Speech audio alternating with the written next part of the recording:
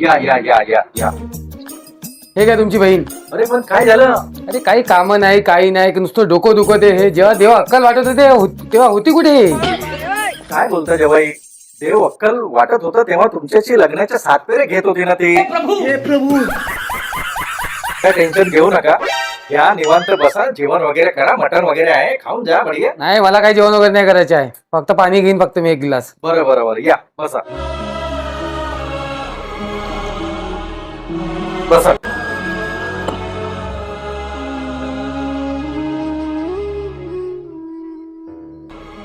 काय जेवाय तुम्ही असे लहान लहान गोष्टी मनावर घेता? माझी बहीण लहान चेहरा करून बसली आहे. अरे मी म्हटलं आले आता घरी मटण पण आहे. मी म्हटलं आले आहे तर जेवण वगैरे करून जे आपण तुम्ही म्हणता नुसतं पाण्यावरच जातो. का त्रिशील दादा, तुम्ही लहान लहानशा गोष्टीची असं नाराज नाही व्हावं लागत.